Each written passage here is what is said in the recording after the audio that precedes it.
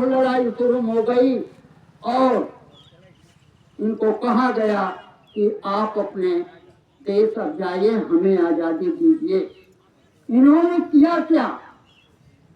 आज सारे देव अभी वकील साहब बता रहे थे तो संविधान में भी हमारे लिखा गया है कि उपनिवेशी राष्ट्रों द्वारा हमें आजादी दी गई। उनके हित, अंग्रेजों के हित, अंग्रेज व्यापारियों के हित सबसे सर्वोपरि पर रहे। लेकिन चूंकि दुनिया की परिस्थितियां बदल गई, अमेरिका भी चाहता था कि हम जो हैं हिंदुस्तान के साथ व्यापार करें। जर्मनी चाहता था, ऑस्ट्रेलिया चाहता था, रूस चाहता था, चीन चाहता था। सारे दुनिया के व्यापारी वर्ग जो है, पूंजीपति वर्ग जो है, वो तो चाह रहे थे कि क्यों अंग्रेज ही हिंदुस्तान में अपना लूटपाट मचावे, हम भी तो सक्षम हैं। ये प्रेशर था। और मित्रों, हमारे देश को 15 अगस्त 1949 में बंटवारे के साथ आजादी दी गई। अब सवाल है, यह आजादी जो हमें मिली, निश्चित रूप से इसका दायित्व है कि वह राष्ट्र का निर्माण करे।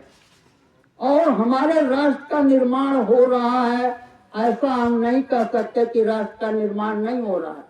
सड़कें बन रही हैं, कारखाने, आजादी के बाद की बात कर रहा हूं, स्कूल खुल रहे हैं, चंद्र यात्रा तक जा रहे हैं, यूनिवर्सिटियां, मेडिकल कॉलेज, सारी चीजें हो रही, जिसको आप टीवी पर या पेपरों में बराबर सुनते होंगे कि कितना देश का विकास हो रहा है।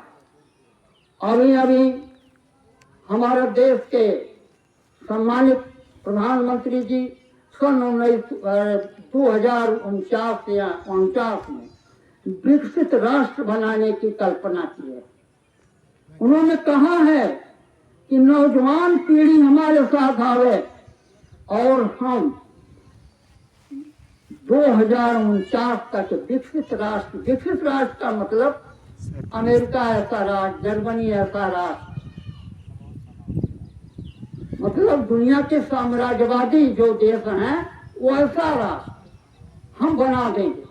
तो सवाल एक मेरे जहन में बार बार उठता है कि यदि यह बस्ती है और सबके दरवाजे पर पिच लगा दिया जाए, पिच, और सबके मकान पक्के बना दिए जाएं, क्या इस गांव का शोषण खत्म हो जाएगा?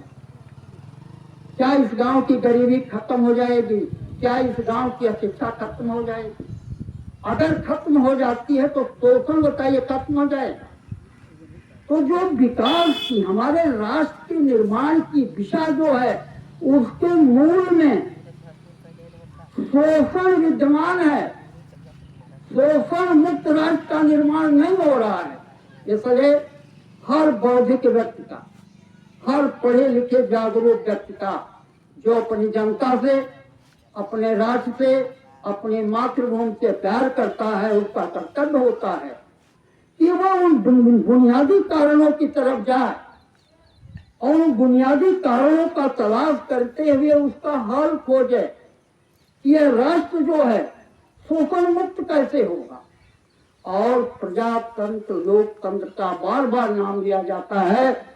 मित्रों, एक चीज साफ जान लीजिए कि लोकतंत्र का मतलब पूंजी का तंत्र, पूंजी का तंत्र, जहां हर पूरा जितना जाल बिना जाएगा सब में पूंजी रहेगी और उसी पूंजी से समाज का बड़ा हिस्सा अलग है।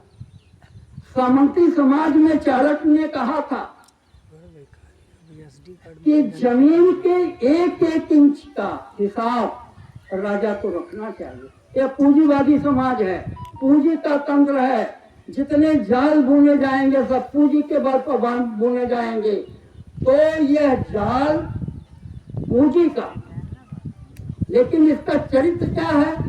इसका चरित्र है कि जैसे वो जमीन की बात किया था, वैसे ही जैसे जैसे साम्राज्यवाद की पकड़ होगी, पूंजी का संकेंद्रीकरण होगा, पूंजियां कुछ लोगों के हाथ में केंद्रित हो जाएंगी और आपको जिंदा रहने के लिए केवल शारीरिक श्रम बचेगा। और शारीरिक श्रम जब तक दिखता रहेगा तब तक आपको रोटी मिलती रहेगी। जब शारीरिक, आप देख रहे हैं ये AI का युग आ गया है, टेक्नोलॉजी बहुत आगे बढ़ चुकी है, तो आपकी क्या जरूरत है। मैंने दिन पढ़ रहा था, चाइना का दृश्य देख रहा था कि बहुत बड़ी फैक्ट्री है, उसमें कोई न इंजीनियर है, न कोई मैनेजर है, कोई नहीं है, और न तो प्रकाश है, प्रकाश की भी जरूरत नहीं, अंधेरे में सारा उत्पादन हो रहा है। सारा उत्पादन बिना आदमी के, बिना मैनेजर के, कंप्यूटर चल रहा है। न उनको चाय देना है, न महीने में वेतन देना है, न उनको रोटी देना है, न कपड़ा। इस दिशा की तरफ विश्व मानो जा रहा है। यहाँ मजदूर क्या करेगा, किसान क्या करेगा। ऐसी स्थिति में हमें याद रखना होगा उन शहीदों को जिन्होंने आजादी की लड़ाई जब चली शुरू हुई थी, उसी समय एक वैचारिक संघर्ष खड़ा किया, एक वैचारिक संघर्ष खड़ा था। वह वैचारिक संघर्ष क्या था? वो वैचारिक संघर्ष यही था कि भाई गोरे के स्थान पर अगर काले आ जाएंगे तो क्या राष्ट्र की फिजा बदल जाएगी? कैसे बदलेगी? इसलिए वहां विमर्श चल रहा था कि पूंजीवाद, पूंजी का तंत्र या श्रम पर आधारित समाजवाद का तंत्र। इस चीज को भारत के कांग्रेस के नेताओं ने, साथ ही साथ अंग्रेजों ने बखूबी पकड़ा और समझे कि ये बहुत खतरनाक लोग हैं और इन लोगों को अगर जिंदा रखा जाएगा तो हम लोगों का साम्राज्य टिक नहीं पाएगा, खत्म हो जाएगा। आज मैं बैठा था, टीवी थोड़ा देख रहा था, आज आजादी के इस पावन पर्व पर सबसे ज्यादा एक बहस चल रही है। वो बहस क्या है? शहरी नक्सल। बहस जो है चल रही है शहरी नक्सल। शहरी नक्सल का मतलब कि आप डॉक्टर हैं, वकील हैं, प्रोफेसर हैं, आप PhD किए हैं, डॉक्टर की डिग्री, अच्छे पदों पर, आप राडार बनाते हैं, आप बम बनाते हैं, सारी चीजें, जहाजें बनाते हैं। वह एक बौद्धिक तबका है। और जब वो बौद्धिक तबका सच की बात करता है कि आखिरकार आप विकास तो कर रहे हो, ठीक है, लेकिन इस विकास का कौन सा अंश इन किसानों मजदूरों को मिलेगा? मित्रों, तब जो होता है उनको नक्सल, जैसे आप हम कोई हल देते हैं, शिक्षा पर कोई हल दे रहा है, खेती किसानी पर कोई, गांव का स्थिति देखिए, आज नहीं 2 पीढ़ी 3 पीढ़ी के बाद गांव में किसी के पास 2-4 बीघे जमीनें नहीं रहेंगी। जिनके पास आज हैं उनके पास भी नहीं रहेंगे। ऐसी स्थिति में एक तरफ गरीबी बढ़ रही है और दूसरी तरफ अमीरी बढ़ रही है। अब मैं आता हूँ दूसरे बिंदु पर, और वो बिंदु है राष्ट्र और राष्ट्रवाद। मित्रों, हमारे देश में राष्ट्रवाद की बहुत चर्चा होती है। जहां आप जाइए, पढ़े लिखे लोग वो राष्ट्रवाद की चर्चा करते हैं कि भाई राष्ट्र जो है वो सबसे मतलब है, पवित्र चीज है, राष्ट्र है तो हम हैं। लेकिन एक चीज हम नहीं समझ पाते, हमको समझना चाहिए कि हमारे यहाँ जो चर्चा चलती है वो सांस्कृतिक राष्ट्रवाद की चर्चा चलती है। सांस्कृतिक राष्ट्रवाद का, जिसका अम्बेडकर ने, डॉक्टर लोहिया ने, हमारे तमाम संत साधुओं ने उसी राष्ट्रवाद का विरोध किया था, सांस्कृतिक राष्ट्रवाद का। आज उसी सांस्कृतिक राष्ट्रवाद पर सबसे ज्यादा चर्चा हो रही, आर्थिक राष्ट्रवाद पर नहीं, सैन्य राष्ट्रवाद पर नहीं, शैक्षणिक राष्ट्रवाद पर नहीं, इस पर चर्चा कहीं नहीं हो रही। चर्चा किस बात की हो रही? सांस्कृतिक राष्ट्रवाद। सांस्कृतिक राष्ट्रवाद आप लोग समझ रहे हैं,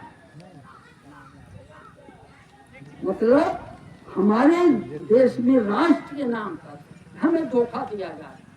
और सबसे चिंता की विषय यह है, इस देश की दुर्भाग्य है कि हमारे विश्वविद्यालयों, जहां हमारे बच्चे गांव से जा करके पढ़ते लिखते हैं, जेएनयू का नाम आप लोग सुने होंगे दिल्ली में, जहां पर कंपटीशन होता था पूरे हिंदुस्तान स्तर का, गरीब के बच्चे वहाँ पास होते थे, पढ़ते थे, सरकारी खर्च पर पढ़ते थे, सरकार का बड़ा अनुदान होता था। और जेएनयू विश्वविद्यालय का लक्ष्य था कि हर विषय का ज्ञान जिस स्तर पर रुका हुआ है, विश्व स्तर पर उसको आगे बढ़ाया जाए। लेकिन आस्था के नाम पर तर्क को तिलांजलि दे दी गई। सच आप न खोजिए, अगर सच खोजते हैं तो आप जो है राष्ट्रद्रोही हो। वो विद्यालय गायब होता जा रहा है, अर्थात हमारे देश की जो एक प्रतिभा जो सच्चाई की तलाश कर रही है वो गायब है। एक बात और कहना चाहता हूँ, हम लोग बातचीत करते चले जाते हैं लेकिन किसी निष्कर्ष की तरफ नहीं बढ़ते। मित्रों, जब द्रौपदी का स्वयंवर हो रहा था तो द्रोणाचार्य जी जितने लोग मछली की आंख को देखना था, वो पूछते थे कि क्या देख रहे हो? किसी को पूंछ दिखाई पड़ रही थी, किसी को टांग दिखाई पड़ रही थी, किसी को सर दिखाई पड़ रहा। अर्जुन की जब बात आई, द्रोणाचार्य ने पूछा कि क्या आपको दिखाई पड़ रहा है? उन्होंने कहा कि मुझे मछली की आंख दिखाई पड़ रही है। तो द्रोणाचार्य जी समझ गए कि निश्चित रूप से ये मछली को बेच देगा।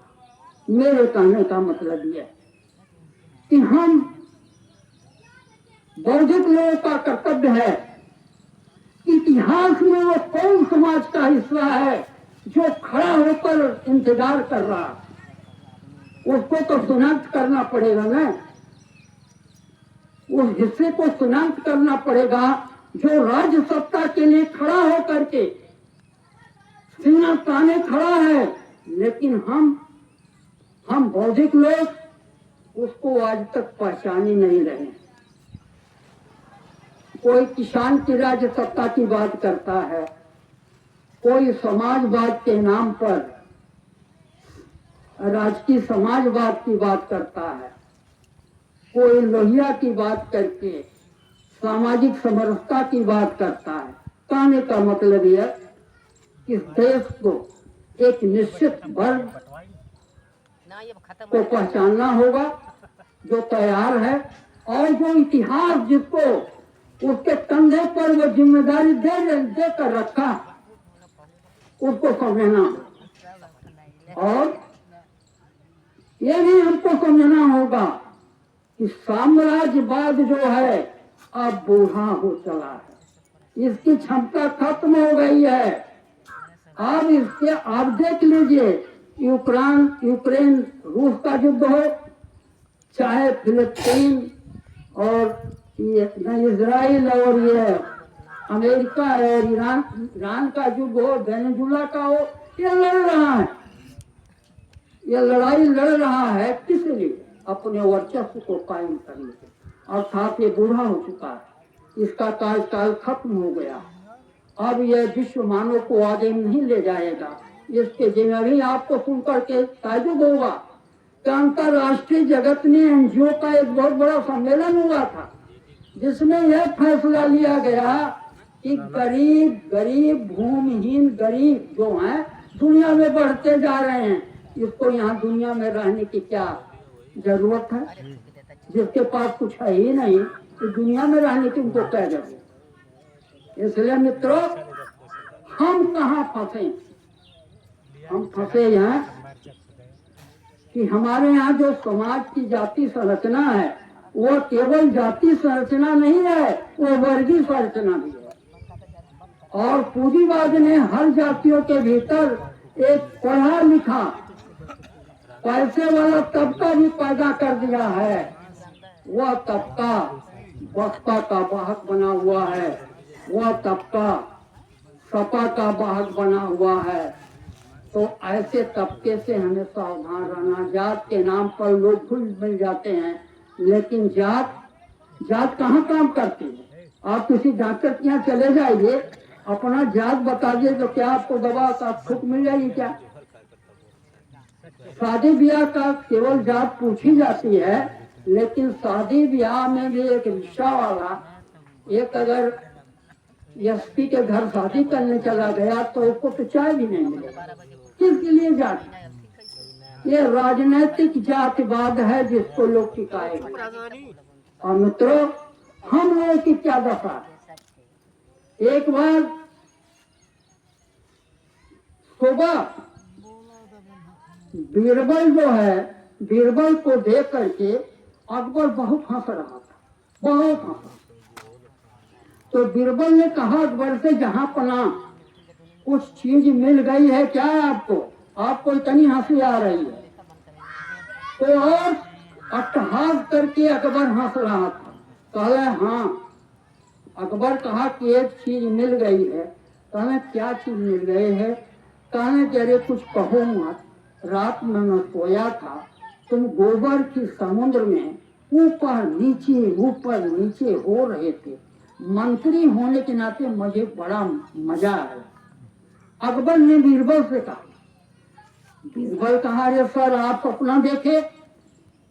एक सपना मैं भी देखा। मैं कौन सा सपना देखा?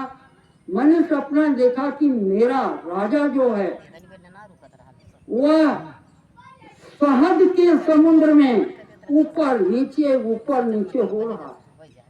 राजा, आप राजा थे, प्यार से मैंने जाकर आपको चाटने लगा तो मैं तो शहद चाट लिया, लेकिन आप मुझे चाटने आए तो गोबर चाट लिया। भारतीय समाज अब इतना वहा पोह की स्थिति में फंसा हुआ। इसलिए मित्रों, अभी हमारे पूर्ववक्ता बोल रहे थे कि नई आर्थिक नीति आई, जनकल प्रस्ताव हुआ, जिसके तहत सारे संस्थान, यह जो समाजवाद का कॉन्सेप्ट था कि तमाम सरकारी सेक्टर बढ़ाए जाए, उनका सब निजीकरण तेजी से हो रहा है। और जब निजीकरण हो रहा है तो वहाँ हम आप कहाँ जाएंगे? हमारे बच्चे कहाँ जाएंगे? अभी नवेदा में, ग्रेटर नवेदा में 15,000, 12,000, 18,000 और लड़के काम नहीं पा रहे हैं, वेतन नहीं पा रहे हैं। तो बताइए समाज शिक्षा कितनी महंगी हो गई, स्वास्थ्य कितना महंगा हो गया। इसलिए मित्रों, हम लोगों को सचेत होने की जरूरत है और इस समाज को जानने की जरूरत। मित्रों, मैं यहाँ के कार्यकर्ता संयोजकों जो इतने दिनों से खिलियाबाद में आंदोलन को संचालित कर रहे हैं, संचालित करते हुए इस क्षेत्र को राजनीतिक रूप से, सामाजिक रूप से, सांस्कृतिक रूप से सचेत करने का भी काम कर रहे हैं। मैं तहे दिल से लोगों को बधाई देते हुए अपने बात समाप्त करता हूँ। जय हिंद, जय भारत। धन्यवाद।